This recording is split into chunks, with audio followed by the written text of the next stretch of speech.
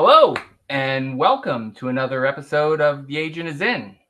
This is episode 50, and we've got a couple of guests on the show to talk about what's going on in AI. Since everybody else is talking about that recently, we've been getting questions from people about, what we're doing, what we're looking to do.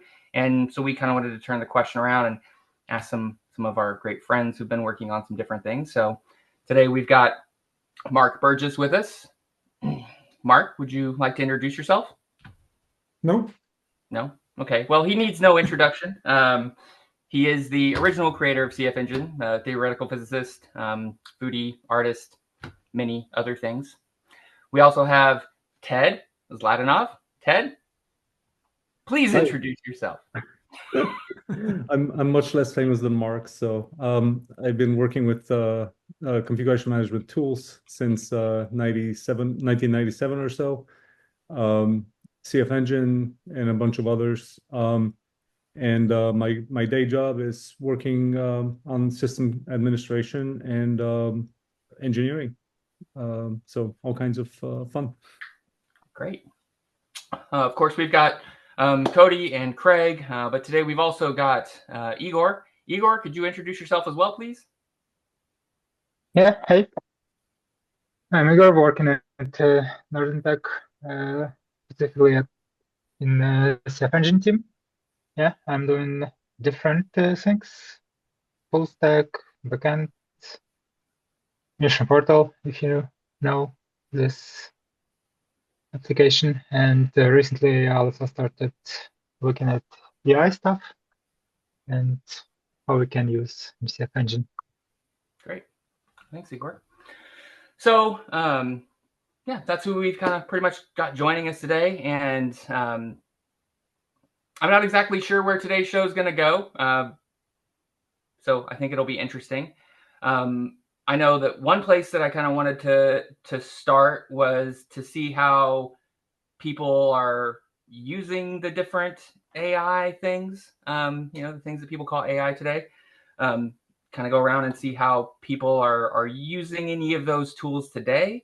And then kind of from there, kind of shift into, what should we bring into CFEngine to help these other systems? What should we bring into CFEngine to just help CFEngine and things like that? So maybe we could start with Ted. You want to tell us a little bit about how you've been using AI tooling and stuff recently? Sure. So I think the last year has seen a lot of maturity in the marketplace for these tools. We've gone from a lot of experimentation to fairly stable, fairly well established tools from all the major companies. In my work, I've used a few of them. I've used Glean, which is kind of a overall tool that can do things like summarize Slack threads, emails, and all the other resources all in one place. I've used Claude to write code, and I've used others to supplement, research in looking up obscure things. And I've used those in not just writing configuration management code and tools, but also for understanding what's going on in the environment, which has been pretty useful to me. So that's what's been happening lately, and I think it's a very interesting world we're entering with a lot of misgivings, of course. Many of us on this call, I'm sure, have fundamental, as much as we are technologists, we also don't trust anything that doesn't have a power plug we can unplug from the wall. So I think we all have a healthy dose of skepticism and concern about all the impacts of that technology. So there are pluses, there are minuses. I think a balanced view has to take into account all of those. But on the net, I think there's been a lot of advances that can't be ignored anymore. So you mentioned kind of code writing with Claude for configuration management stuff. I'm just a little bit curious there. Like, what's your experience with that been? I mean, is this like, hello, robot, do all of my work for me? Or is this, picking through your code kind of sections at a time, discussing different parts of it? A lot of it turns into trying to nudge, a kind of a statistical engine into remembering what it already has seen. It is not great at writing code for configuration management in particular. In my experience, it produced code that looked okay, but it really was substandard. I would not have allowed it to go into the code base in the form that it was submitted. Um, it was well documented. It had a README, but it didn't follow the coding standards that were everywhere else in the repo. It did not understand the nuances of scope and gating of features and safety mechanisms. So in many ways, it was repeating things that it had seen before, but without a clear understanding of what they were supposed to be doing. Cool. Mark, do you want to tell us a little bit about AI stuff that you've been using? Well, where to begin? I feel a bit like, do you ever see the interview with John Williams, the film composer, when people asked him what kind of tools he was using to compose his music? And he said, over the years, I've been so busy, fortunate to have been so busy that I never had time to retool. So I'm still using a pencil and paper to write every single note of my music one by one. And that's a little bit how I feel about this AI stuff. I've been interested in looking at it, but I don't use any of it myself from day to day. That said, every day almost somebody will send me an email or a chat message with some output from ChatGPT or Claude or some other damn thing, as if somehow to inform me about, something that I ought to know about that this AI has discovered is of the vital importance to my life. And I can't say that any of it makes me want to try it out for myself. But I have an unusual job. My job is kind of thinking very hard about problems and trying to solve them. It's not pulling information from one place or another. Or I do write a lot of code, but the kind of code that I write is not the kind of code that you would be able to pull from a library. It's often thinking out a new algorithm for doing something that's never been done in the history of mankind or something like this. Maybe that's not quite true, but I wouldn't know where to begin describing the problems that I'm solving to an AI in order to get it to try to have a go. So I am not using any of them, and I can't see myself using them in the foreseeable future. But I have tried a couple of times the diffusion models to play around making some pictures, like most people do.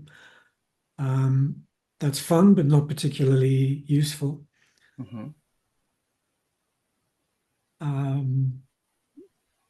Well, let's leave it at that, and you can come back at me. Well, I know that I know that you're working on your SS Storytime project, which kind of relates to knowledge management, and that kind of goes back to some of the stuff in CFEngine. We used to have the knowledge map a long time ago, which was super neat, and people would kind of get lost in it. We don't have that right now, and I'm curious, I guess, how your SS, or maybe you could tell us first, because obviously not everybody else knows about what that is, but if you could tell us about that, and then tell us about how you think that relates to kind of infrastructure management, I suppose. I mean, so this is an interesting time to be having this discussion, right? Because we have been bombarded with this kind of AI hype for the last year or two. to the point where you're almost not allowed to admit that you're not using AI anymore. And everything that can be vaguely brought into the framework of AI is marketed as AI, because otherwise nobody will take it seriously.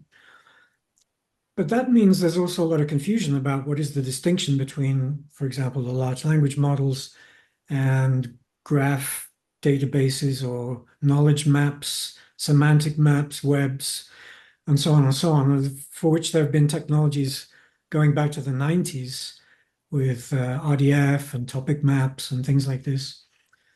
And they're quite different things, right? So the large language models have come up with this way of producing this beautifully fluid language that's extremely convincing and very seductive. So I remember, when at university we used to say, whenever you sort of typeset your paper, it became so much more believable because you saw it in beautiful print, and when you see something beautifully presented, it seems very convincing, so professional. And it's the same with these chatbots. They produce these amazing fluid answers that seem so professional and so intelligent, just because they're so fluent in language, sometimes more fluent than the average, speaker on a podcast or something. So I think we are easily seduced emotionally by things like that, magic tricks. What they don't necessarily guarantee is the content of that language that's being sent to you. You can imagine at your workplace, if one of your colleagues wrote you a 20-page essay and said, "Here, I wrote this thing last night about our project. Read this." And yet people will seek that out from the chatbots, the AI bots, because it's AI. For some reason, they're willing to read a 20-page essay from ChatGPT when they would never imagine doing it from a colleague. So it's this very strange psychology at the moment around the use of these things. What the knowledge representations and maps and graph databases and all of this stuff were originally intended to do was to represent a knowledge in a very different form, a highly compressed form, which is not basically linguistic in structure. In other words, it's not sort of based on fluid language with all of these filling filling phrases and niceties and social graces and perhaps obsequious pandering to the user or whatever. Is it But rather, psychophantic? exactly. But actually, much more compact, compressed form of knowledge, something much more like a logical story or what do you call them? A flow chart where you have a fact or a factoid. The hat is green, and you want to express that in some way that can be looked up and indexed for easy lookup from a database. And you want to represent scenarios, situations, relationships between things. One of the sort of key use cases for this is in fraud detection, where you're looking at payments between customers. So every customer is a node in a graph, and every arrow is a payment between them. And you're looking through the graph for, loops in which there's potentially money laundering or something like this. So you're looking to generate a representation of a scenario or a set of processes that you can then interrogate somewhat like a database, ask questions of it in a straightforward, logical manner. And it's almost like a set of bullet points. It's not that fluid essay that the ChatGPTs and whatnots are generating, which is lovely to listen to, but sort of light on information and heavy on language. Mm-hmm. So the story about how those things evolved has been much slower because people are far less impressed by them. The kind of outputs that they generate are somewhat clunky, and perhaps they read like a set of bullet points rather than an essay. And this means that people have been less interested in them. It also means that people find them hard to use because we don't like receiving data in a sort of highly compressed logical format as if it was sent to us over some network protocol. We like this sort of chattiness of the language models. And so very little effort has been put into these graph databases, and they're only really resurfacing now because people think that they might be a way to constrain the language models in some way. But I'm interested in this for a number of reasons. One of them is because I had this idea some years ago that the way you can really understand reasoning and explanations, the way you can understand procedures and processes and instructions or even destructions, is to realize that everything is basically a model of a process. It's something that either changes in space or something in time, and that all of the relationships we have between things are some expression of that. And I found a way to compress all of these complex graphs, which have become a bit unwieldy because they're constantly being patched to try to solve different problems. And you could replace all of that with a very, very simple model, which produces similar results, but is yet much smaller and easier to understand. So I came back to this because I was interested in that sort of research problem. And I imagine that it will have applications in all kinds of areas, but we don't need to go into that right now. But that's my interest, and you could call it AI today because everyone else does. Yeah. But it's not the language models that have become so beloved. Yeah, I mean, chatbots have kind of hijacked, what AI is. Language models and chatbots have kind of is what people I think of. But yeah, there's certainly a lot more. I mean, even going back to like CF Monitor D, and CFEngine having like standard deviations and averages and being able to detect a micro anomaly versus a normal anomaly and a bunch of interesting things like that. My original conception of CFEngine back in the 90s was as a cognitive agent. So it was in its day the AI of its day, right? There were no language models back then. There weren't even graph representations back then. There were symbolic approaches to propositional logic. But what drew me to convert a bunch of shell scripts and Perl scripts that I was using to do system administration and turn that into a set of agents, this basically a software robot with all kinds of sensors to detect what kind of operating system it was running on and all of this kind of stuff. And then turn that into a reasoning process, an automated reasoning and repair process. What prompted me to do that was Star Trek, right? You remember the Next Generation that had the computer, hello, computer, please do a level 3 diagnostic. And I wanted to be able to say, hey, computer, do a level 3 diagnostic on my network and preferably just fix the damn thing. Don't tell me what's wrong. Just fix it. And that was my the thing that I actually wanted to make happen. And agents were just a simple way of making that happen using the tools that were available in Unix. And back then it was a much more complicated job than it is today. Today everything's very uniform, everything's Linux of some kind, or maybe that other thing that we don't talk about. But there were at least 15, 20 different kinds of Unix, which were very different from one another. They had very different shell commands, different options to the shell commands.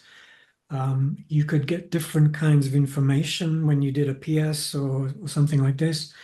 And so there was a lot of manipulating and shuffling of linguistic tokens that was needed to bring them together under a common umbrella. So this idea that you can take very bizarre different sources of information and put them into a model, which is basically based on language, but not sort of fluent human language, something more technical. And then make them all equivalent to one another, and be able to re-express those concepts with a domain-specific language to describe the desired state that you wanted the system to have, and then say, okay, compare your cognitive inputs to this model of our desired outcome and make it so, as Captain Picard would have said. And that was 1993 or whatever, my vision for putting together these agents. In the beginning, there was only one agent, and then later on, we realized that, or I realized that actually in the history of computing, no one had ever asked the question, how do computers actually behave? Not what happens when I program them with this language? How does it respond to these commands? But if you just put a computer doing a bunch of stuff on the shelf, what happens to it over time? What happens to the memory? What happens to the CPU? What happens to the network? What does it look like? If you imagined yourself a scientist or a biologist, looking in the jungle at the animals, if you're looking at your computers through your binoculars and saying, how do the computers behave, David Attenborough? What would you see? What behaviors would you see? When would you know if they were distressed, happy, sad, or whatnot? And no one had asked those questions. No one had even studied those metrics that could be collected and done statistics on them to figure out the kinds of phenomena that were taking place. So I did that with my group here in Oslo. Started in 1999. So did you sit with your group in the data center with binoculars to observe and listen to all your computers? That was the genesis of CF monitoring, and it was originally called ECG, electrocardiogram, because we imagined, getting the paddles and just resetting the computer, Control Alt Delete. No, we created another agent to do that monitoring, and I realized pretty quickly that you would need to. It was a waste of time to be looking at it yourself. You needed some machine to collect the statistics, and so machine learning was born. Right, just collecting these data and trying to put them into a time series and then analyzing them and so on. And then realized you could automate that as well and use some of the major patterns that showed up to simplify that. And that was the genesis of CF Monitor Deem and all that stuff. So, that whole idea of a cognitive agent that has sensors, classifies its input, understands the scene of which it is a part, tries to understand it and then maintain it like a gardener rather than an essay writer or somebody trying to cheat on an exam. You want to manage your garden of systems in that way. That was my conception of AI back in the day.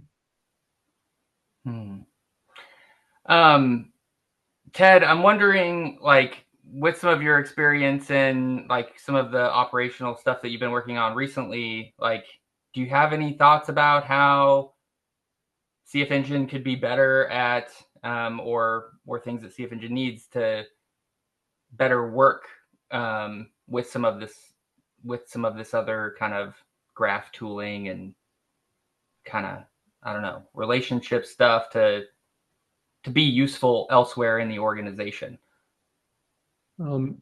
Sure. So what I always felt very excited when I worked with CFEngine by the cleanliness and the well-designed language that it expressed. It was, yeah. I mean, indeed. Thank you, Mark. That language has shown up in many other products. And the basic terminology has also shown up in many other places. It allowed us to say things that we knew we wanted to do, but we couldn't express, if that makes sense. And it's sort of the opposite of what an LLM does, I think, where it looks at what has been said, loads it into we're thousands, millions, billions of data, of essentially binary, switches and creates a model out of that, and then it applies it in a way that you can't understand humanly. So I think it's sort of going the other way. So if I was improving CFEngine itself, I would improve how it learns from its environment, but I would not rely on that to write the policy. I would rely on that to verify and to learn about how the environment looks and then express that against the policy. So I think there's a lot of value in what we can do with learning models, but at the same time, they're not going to teach us how to think better. And I think ultimately that's, to me at least, that's what CFEngine did as a definition of configuration management. So yeah, I would be excited about the applications. I don't think I would want the LLM to write CFEngine policy for me. I hope that made sense. Yeah. I mean, I think it makes some sense. Yeah, what I've found is like I've used Gemini because we've got Google and some local LLMs to kind of summarize the internet for me, so to speak, which I think is part of its ability to like research problems, technical details, things like that, to get a kind of overview. I find it's hard, like Mark was saying, to parse through the language that it adds to the actual facts. And I think for me, I in fact, like for several years, I've had this idea of a new agent for CFEngine, which would be like CF-fix. And my idea for that would be you would run a command, it would fail, and then you would just like hit up to get the command back, and you put CF-fix in front of it, and then it would see everything that happened.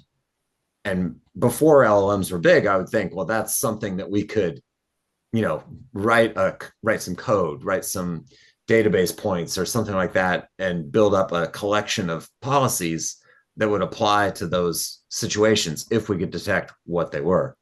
So yeah, I find this all quite interesting, especially the idea that LLMs are just one type of AI, and that there's other ways that maybe a little bit less human pleasurable that are also useful, especially in technology. It's interesting, the CFEngine approach to AI is closer to the diffusion models that generate artwork, if you want to call it art, images and sounds and things like this. Because what they basically do is they start from a whole bunch of configurations, pictures, inputs that they train on, and then they add noise to gradually degrade them to just random chaos.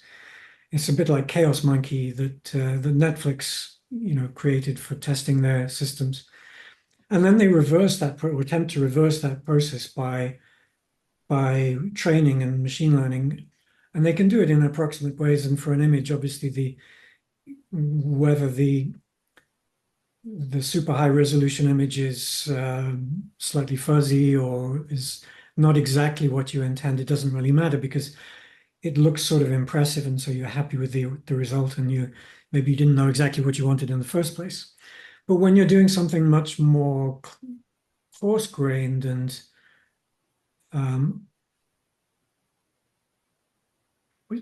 something that we would refer to as a configuration rather than a piece of art, right? It's not like a garden.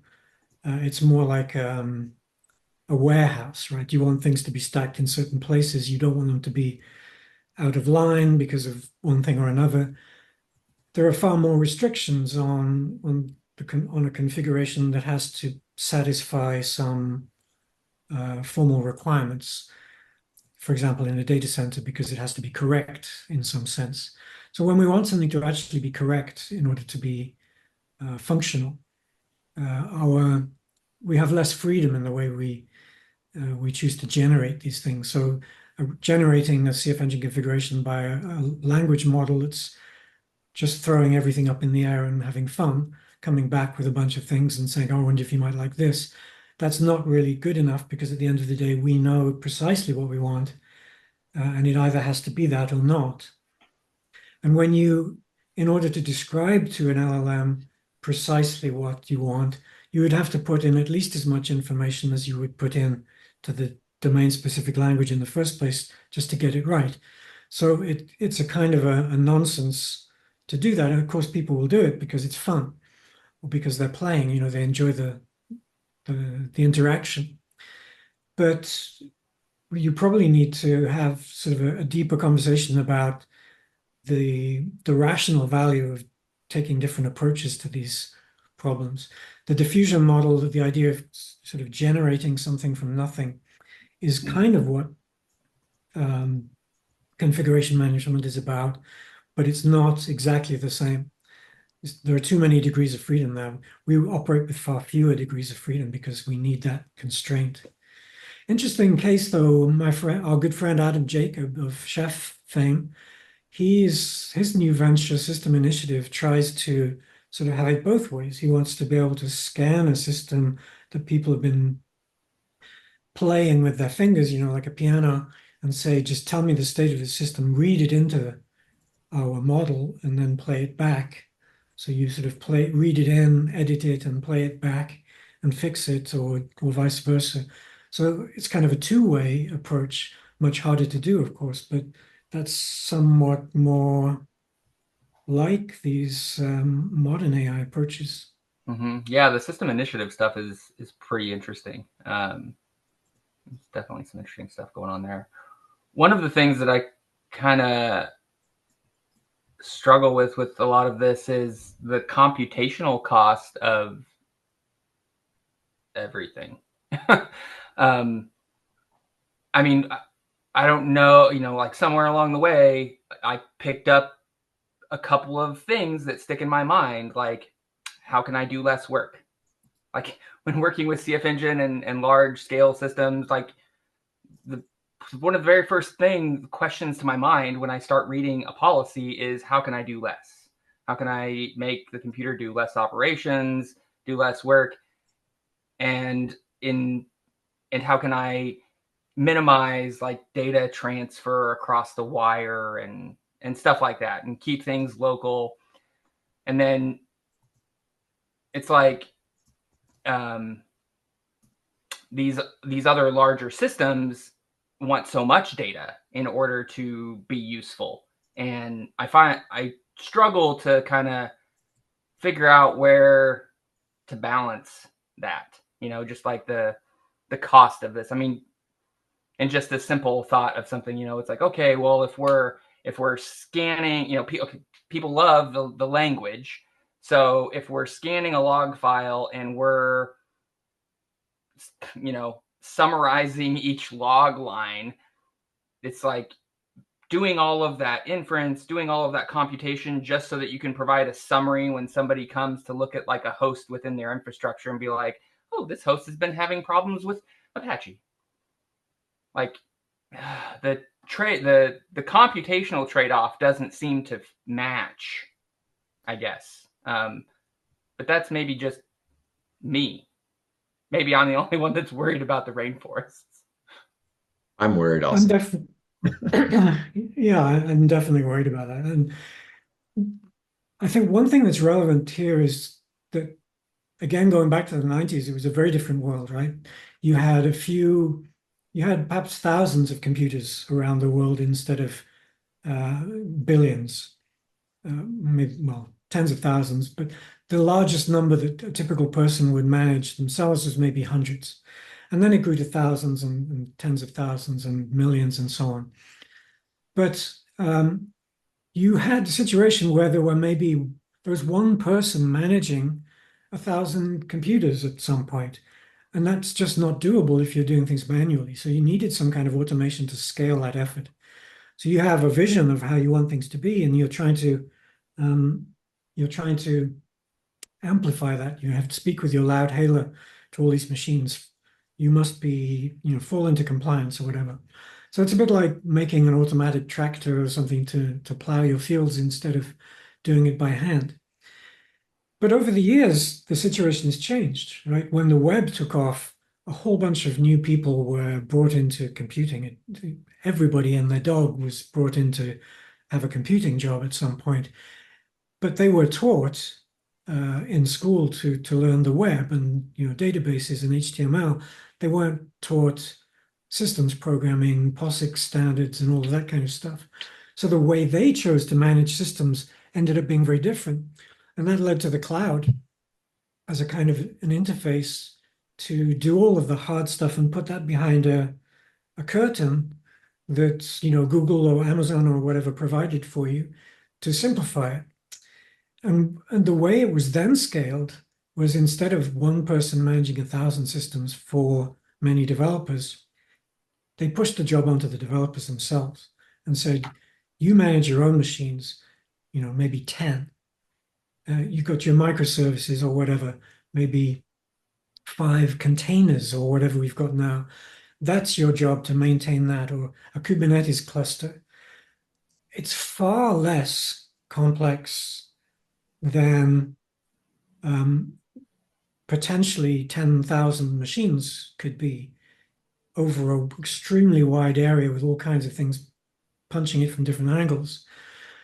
But at the same time, there are new problems coming up and many sort of new complications. So the entire discussion about configuration has shifted from mass production, sort of mass plowing of fields, to detailed, finicky, screwing small screws into phones type of work, to make a specific bunch of services do exactly the thing that we want it to do in this context.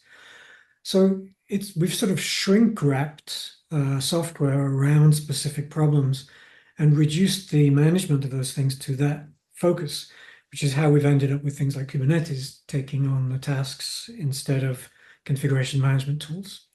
Mm-hmm. So it's just a totally different world now than it was back then, and the challenges are different.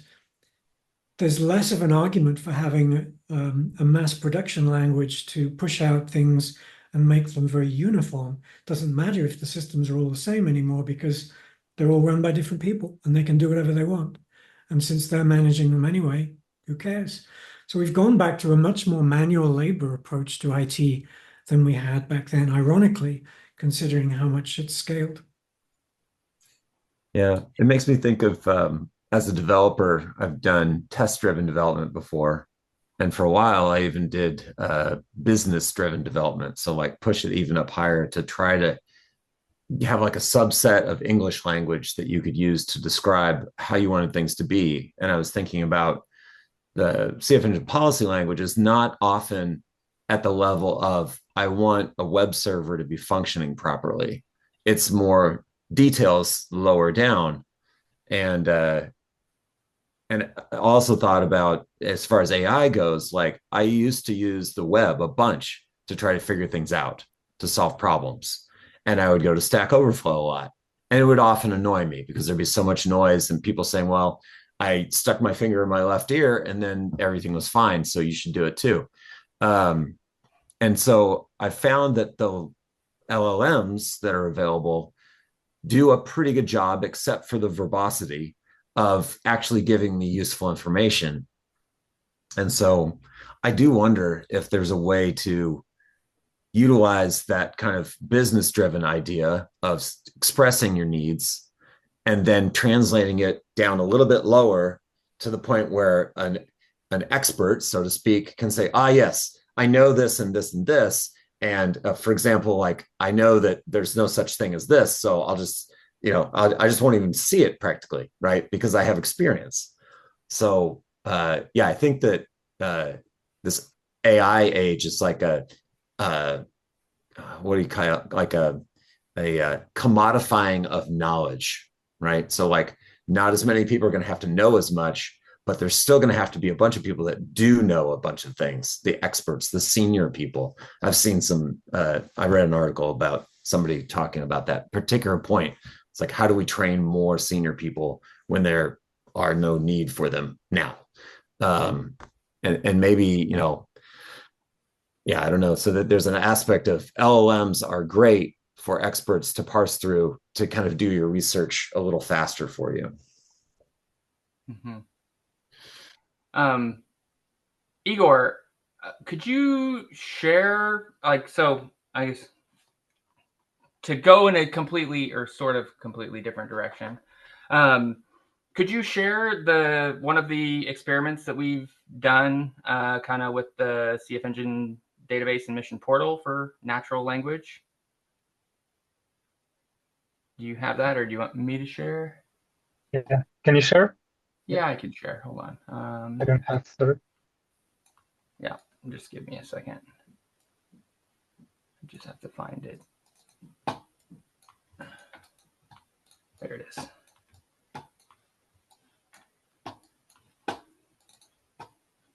All right.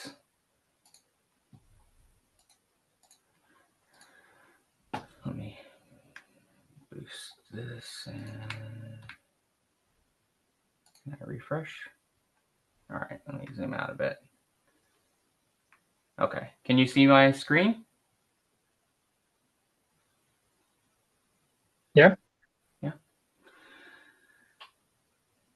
Okay, so you want to tell us about what we're looking at, Igor? Yeah. I had one idea about how to like make our information about infrastructure in more accessible way for people, because usually they struggle how to get information, in what table it like store, and yeah, and I just made small POC, not product ready, yeah, tool which actually converts natural language to SQL. Yeah, I hope it will work. Yeah, it converts your request, adopts to database schema we have, and return. Yeah, it's a demo effect. Sorry. Let's see if it'll come back. I can check if I have. It came back. So yeah, came back with 77, which matches kind of what we see up here. Yeah, it describes, and like the cool stuff about it, you can have some aggregated results, like to, for example, what is average uptime of all my machines, and like return, yeah, or like show me hosts that are in AWS cloud, like EC2 ones. And US regular user like probably should not care about where like what inventory data, in what inventory attribute it stores, or how to do average operator in PostgreSQL to run it. So yeah. I mean, kind of like to what I was talking about a little bit ago with respect to kind of the computational effect and where the data is flowing and who's getting what information. So the cost of doing like this natural language inference to a Postgres query here, and like who's getting what information here. Because I mean, I guess maybe most people won't have enough computational power to run inference locally. If you're going to have to use a remote inference endpoint like OpenAI or Gemini or Perplexity or whatever, how does this work there? Like what information is that remote endpoint getting? Yeah, now remote endpoints, yes, you mentioned it's using actually OpenAI endpoints, and it doesn't have like direct access to your database. It receives like comment what you want. It has knowledge about your database schema, and it sends you back SQL query and information about what it does. And then you can like click a report link and see this report and edit maybe SQL. So like it's also can be possible to run your local LLMs if you have some. But from my experience, it's cheaper to delegate this computing to one of providers. Yeah.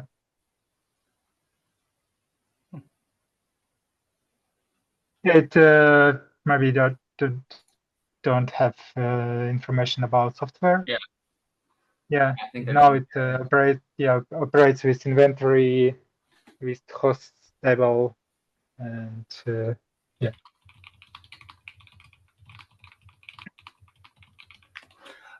Ted, I'm curious, like in your operational infrastructure and stuff like that, when you're querying for information, where are you? I mean,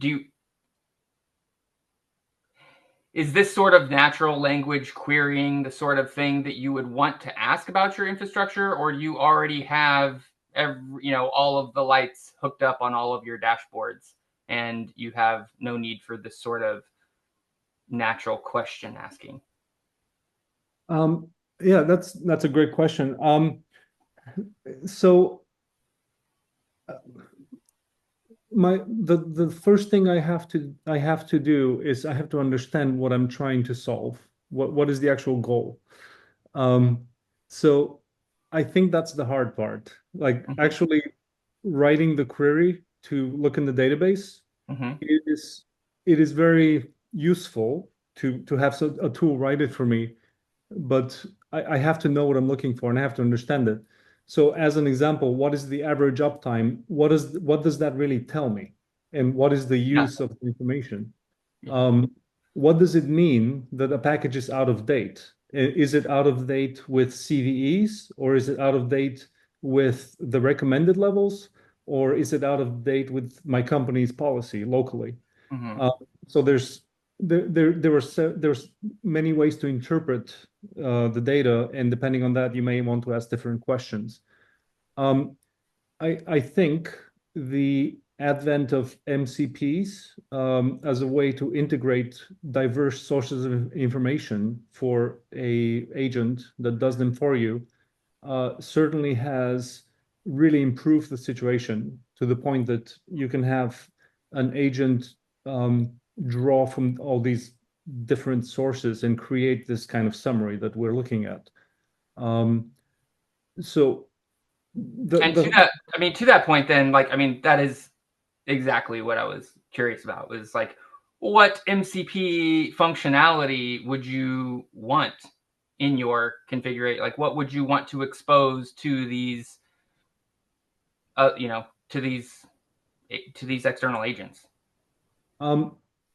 I think my number one responsibility is the integrity, control, integrity, and availability of the infrastructure. Those are really the goals. So anything that gets me further along and lets me communicate those shared goals and where we are with accomplishing to my, to the people who depend on my services, the stakeholders. Those are good things. So I would want to be careful about what I expose, because incorrect information can be damaging in the moment, but it can also be reputation damaging if I tell people something that's not true. So I would always want there to be a filter and a understanding of what this agent is doing. And the filter in my mind, has to be someone human who understands those goals and can interpret what we're actually trying to do. So I hope that's not a dissatisfying answer, but to me it feels like it's a necessity to have that human element Yeah, I think it is. I do not love getting messages from people that are directly from an LLM. Yeah. Um, No, I have to add one thing, which is I have looked at the CFEngine logs more than most people. Um, I in I have looked at hundreds of megabytes of them in order to find a bug. Um, that is one place where I really, really wished I had someone to help me, like an agent that would actually look at a horrendous amount of data and tell me the anomaly is here. mhm. Um, I think that would be extremely valuable, and not CFEngine logs in particular, but the logs System and logs. information. I think that's part of what this agent here that we're looking at is aiming at, and certainly one of the valuable things in CFEngine, as I've always recalled it. So what would the difference in like human use or accuracy be between an LLM, say for example, and like the maps, Mark, that you're talking about? Like what's the connection between those two things? Like if you had an agent log, is there some way that you could attribute and categorize items in a map and find the anomaly? A very interesting question. I've thought about applying this to monitoring and logs myself, and had a few goes at doing it over the years in with different levels of technology. Maybe doing it again next year. I think I totally get what Ted was saying. First of all, that the hard part is knowing what question to ask. The parsing of text, of course, is a pain in the neck, but it's doable on different levels. It would be lovely just to pipe all of the inconsistent and horrible log formats that different people generate into some agent and make it come out in some pretty summary form. So there are two aspects to this which I think are key to your point, Craig. One is it's what I call dynamics and semantics, right? There are two aspects to any system. The dynamics are how fast are things changing? How big are the numbers? What are the sort of quantitative differences in the way something behaves? And the semantics are what are the qualitative differences? How does the string change? How does the message change? What does the message mean? Or how do I interpret this at different times of day and so on? And in a small system like CFEngine is responsible for, there are far fewer degrees of freedom, like I said before. So there's less of a need for statistics over short periods of time. You're actually looking at flags that are being raised. There is an error, there is a log message. It's a discrete number of things, so it's a semantics problem. Whereas when you're looking at things over years or months or years, millions and millions of transactions, then it becomes a statistical thing. You can't possibly look at every single message. You want to do statistics on it, and then becomes a quantitative thing. So these two aspects that you're always looking at. We know how to find anomalies in quantitative things. CFEngine even does it for you with these CFMonsterD does it. And the way that I came up with to do that was to use classification of current state in terms of a finite number of flags. So if you look at the context or classes that CFEngine generates, it's things like, day of the week, time, Monday, 1100 hours, whatever. And then it's a bunch of things like CPU high, CPU low, memory high, memory low, very simple flags.